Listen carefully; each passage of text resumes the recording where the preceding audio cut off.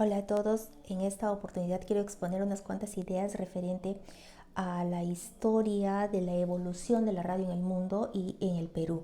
Solamente unas cuantas ideas porque si uno quisiera exponer todo lo que tiene de rico la historia de la radio a nivel mundial y a nivel nacional, nos abarcaría demasiado tiempo, ¿no? Podemos empezar diciendo que el 24 de diciembre de 1906, justo para Navidad, un inventor francés llamado Reginald Fessenant construyó un transmisor tan poderoso para esa época que se permitió la transmisión de la voz a través de un medio inalámbrico. Fue por primera vez. Y telegrafistas que estaban en alta mar cumpliendo con su función eh, pudieron escuchar nítidamente un discurso navideño, un poema navideño también y una melodía entonada en violín, ¿no? Ya en la primera década del siglo pasado se inventó el audión, que posteriormente se reemplazó por el transistor, el mismo que aumentó las señales de radio, haciéndolas de esa manera más nítida y a nivel mundial, ¿no? Y lógicamente los equipos de radio se hicieron más pequeños, más compactos y más portátiles. Posteriormente, en 1912, un señor empresario estadounidense llamado David Sarnoff transmitió desde una estación radial de Nueva York la lamentable noticia del hundimiento del Titanic, el desastre y la tragedia que significó esto en su época, ¿no? El Titanic, una embarcación que todos creían invencible ante la naturaleza, sucumbió en las frías aguas del mar, ¿no? Eh, este empresario, a la vez visionario, concibió el concepto elemental de la radio como una sencilla caja de música capaz de transmitir no solamente música, sino también difundir acontecimientos de importancia nacional e internacional, ¿no? Como también se pueden conferencias informativas para el público, recitales, en fin, lo que ya aproximaba a lo que es la radio actualmente, ¿no? Posteriormente, este señor se convirtió en el primer director comercial de Radio Corporation of America en Estados Unidos. En 1920, otro visionario, el señor Frank Conrad, locutor y pionero de la radio, comenzó a transmitir con éxito por las noches del garage de su casa. Empezó a transmitir con un transmisor como una manera, como un hobby, mientras él, por su parte, estaban haciendo las investigaciones para mejorar los transmisores de lo que era la WHC en ese entonces en Estados Unidos también. La audiencia de Conrad comenzó a crecer, ¿no? Y todos solicitaban diversidad musical, por lo que se tuvo que regularizar las transmisiones y se tuvo que establecer un horario de 2 noches para la semana para transmitir conciertos de la Filarmónica. Y a medida que aumentaban los oyentes, se demostró el gran negocio que podría ser la fabricación de los receptores de radio, ¿no? Por eso la Westinghouse, una empresa que fabricaba electrodomésticos, construyó primero un transmisor mayor en Pittsburgh, lo que da nacimiento a la radiofonía comercial y radios portátiles pequeñas, ¿no? Ese mismo año, además, en 1920, se transmitió los resultados de la elección presidencial en Estados Unidos. Y esto es considerado hasta ahora como un primer hito comunicacional, ¿no? Y es esta transmisión la que estimula la creación de otras emisoras a nivel nacional en los Estados Unidos de Norteamérica, ¿no? En el periodo comprendido entre 1921 y 1925, grandes hechos significativos, cosas importantes ocurrieron, como por ejemplo se concedieron licencias a más de 30 nuevas emisoras, ¿no? Y más de 250 licencias de transmisión, que es diferente. Se transmite un partido de béisbol por primera vez, demostrando que también se puede transmitir eventos deportivos. eh, y se empezó a buscar lo que significaría una legislación para las telecomunicaciones, pero sin éxito hasta ese momento, ¿no? En el primer trimestre de 1923 habían estaciones en todas las ciudades importantes de Estados Unidos. Lamentablemente, en el cuarto trimestre de ese mismo año, 143 emisoras dejaron de transmitir por la crisis económica existente en esos momentos, ¿no?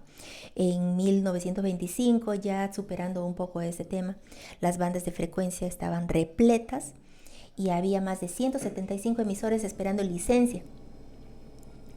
Entonces, el presidente de ese momento de Estados Unidos, el presidente Coolidge, pidió al Congreso que legislara la regularización o la regulación de la radiodifusión, con disposiciones puntuales que se tenían que cumplir fielmente, ¿no? Al promediar el siglo XX existían ya 4 cadenas nacionales y 25 cadenas regionales en Estados Unidos. En 1926 y 1927, ahí nomás los años siguientes, se fundaron las cadenas nacionales como la NBC, la CBS, la MBS y la ABC, para transmitir programas de mantenimiento y también programas patrocinados, ¿no? En 1927 por fin se logra promulgar la ley sobre radiodifusión de manera real, ¿no? Se fundó la Comisión de Comunicaciones Federales también, que sería la encargada del cumplimiento de las disposiciones legales respecto a la radiodifusión. Este fue el principal instrumento regulador de la industria de transmisiones en Estados Unidos. En 1930, en la década de 1930 a 1940 se puede considerar que fue la época dorada de la radio, ¿no? Pues a pesar de la depresión económica que había en esos entonces, siempre había un hogar, en todos los hogares siempre había un receptor de radio, ¿no? De ondas radiales, lo cual permitió mejorar el ánimo de las personas. Permitió creer que toda esa situación va a pasar y tiempos mejores vendrán. Durante la Segunda Guerra Mundial también es preciso mencionar de que la radio se puso obviamente al servicio del gobierno federal. Y ya durante la posguerra se buscaron nuevos espacios y nuevas programaciones que sean de mayor interés para el público radio oyente, ¿no? En la actualidad pues sabemos que a nivel nacional las investigaciones siguen avanzando y permite que la radio y las comunicaciones superen las barreras geográficas en todo el mundo, ¿no? Eso a nivel mundial. Como dije al principio de la exposición, a grandes rasgos nada más. Y en el Perú, la evolución de la radio también ha tenido sus momentos importantes, sus momentos interesantes a nivel histórico.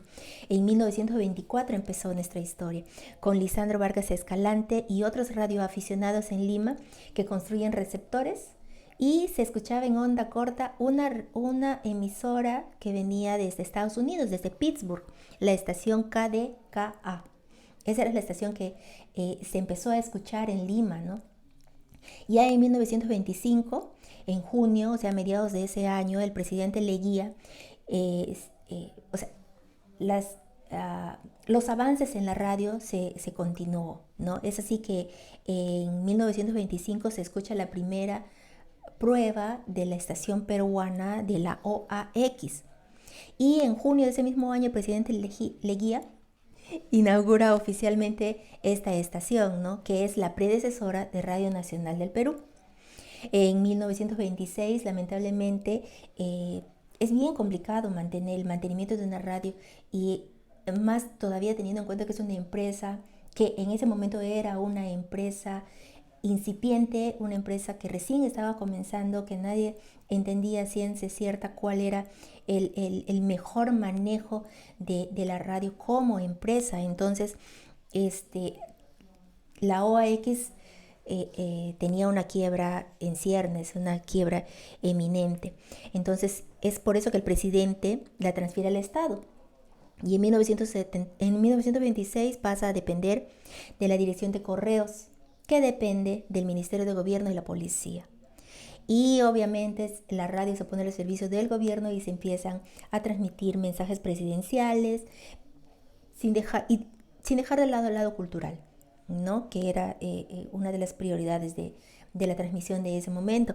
Y se transmite recepciones en Palacio de Gobierno, se transmiten conciertos, se llegan a transmitir partidos de fútbol también, campeonatos de fútbol, y se incluye la música peruana en todas sus manifestaciones, ¿no? Balsecitos criollos, huaynos y todo lo maravilloso que tenemos con la música peruana. En 1930, Sánchez Cerro, en una nueva dictadura, le entrega la radio, la quita a sus dueños y entrega la radio a concesión a la Compañía Nacional de Radiodifusión, Sociedad Anónima, ¿no? Y ahí es donde que la OAX empieza a llamarse Radio Nacional. En 1935, la OAX se empieza a modernizar acorde con los tiempos y utiliza dos estrategias, ¿no? Uno, cobraba por derecho de antena a los propietarios de receptores. Mala idea porque era carísimo para un receptor tener que pagar el derecho de antena, ¿no? Y empiezan también a difundir programación comercial y propaganda comercial. Entonces, gracias a eso se empieza a tener un auge en la radio peruana, ¿no? Se instalan nuevas estaciones, pero Radio Nacional, al ser quizás del Estado, va de tumbo en tumbo, pues su programación estaba relegada a transmitir las actividades oficiales y transmitía lo que le indicaba el gobierno y no podía competir con las emisoras comerciales que también estaban empezando a surgir en ese entonces, ¿no? Pero la ventaja que tenía la radio era que llega a más lugares e informa con mayor rapidez, por lo que se hace necesario que surjan nuevas estaciones, ¿no? En 1947 el presidente Bustamante Rivero aprobó el Reglamento Especial de Radiocomunicaciones, que constaba de 11 capítulos sobre la comunicación por radio en general. En 1948, al año siguiente, en octubre, vía otro golpe militar, llega al poder el general Manuel Odría, quien también toma las emisoras para el gobierno, para apoyar al nuevo gobierno que está entrando, ¿no? La radio está más cerca de la gente, era común escuchar en ese entonces en la emisión de la programación de toda la radio, ¿no?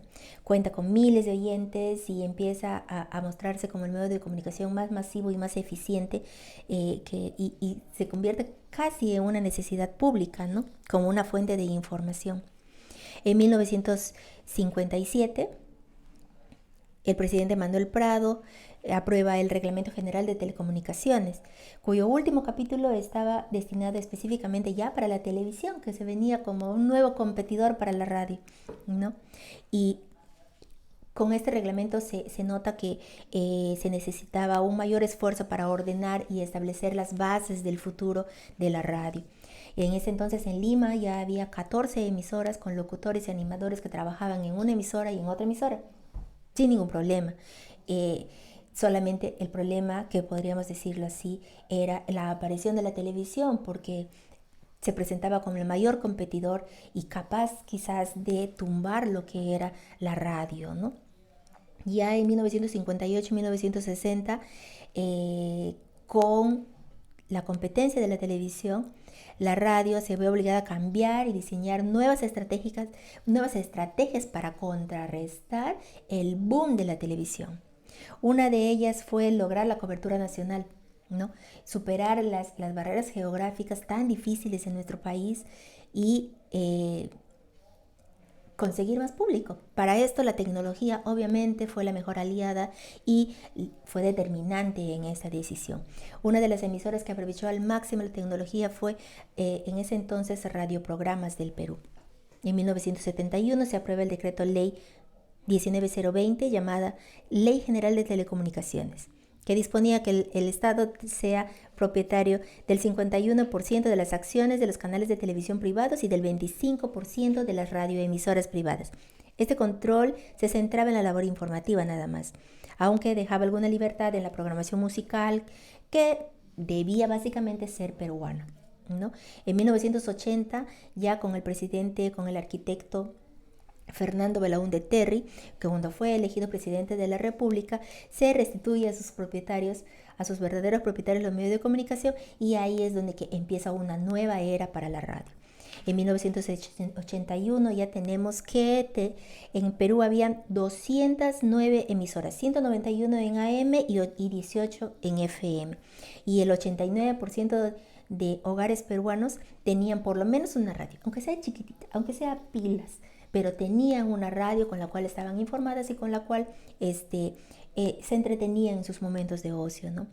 En ese contexto empiezan a surgir radios locales, aparecen nuevas radios en Lima con una nueva característica que se refleja en su programación más variada, más diversa y las manifestaciones culturales de nuestros compatriotas siguiendo la tendencia y tratando de cubrir las expectativas de los compatriotas que emigraron del campo a la ciudad, ¿no? Fueron también muchos tiempos difíciles por el terrorismo y la radio se tenía que adaptar a sus oyentes y tenía que brindarles una luz de esperanza en el camino, ¿no?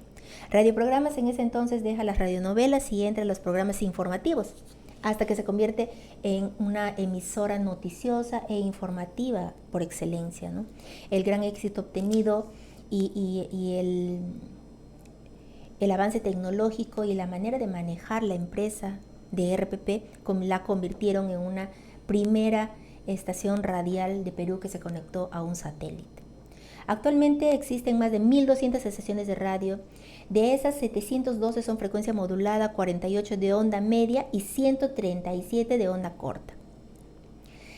Hay que destacar que ahora todos tienen un receptor de radio. Y hay que destacar también que ahora no se necesita tanto de tanta infraestructura, por así decirlo, para tener una radio. Ahora solamente te creas un sitio web y entras al internet y tú mismo puedes crear tu programa de radio, ¿ya? Y llegas a todas partes del mundo y no pides licencia ni permisos al Ministerio de Transportes y Comunicaciones, pero sin embargo puedes tener muchísimos radioescuchas. La radio realmente es un medio de comunicación noble, un medio de comunicación que ha sido capaz de mantenerse en el tiempo y que realmente al estar en todo el Perú y al estar en todo el mundo acompaña a la gente y la informa, le informa sobre hechos noticiosos nacionales, internacionales, le informa sobre hechos de salud. Hay campañas de los diversos ministerios, de las diversas dependencias del Estado que contribuyen a una mejora de las condiciones de vida de los pobladores que están en todo el Perú. Entonces, ahora la radio es un medio de comunicación sumamente extendido y muy aceptado por la gente.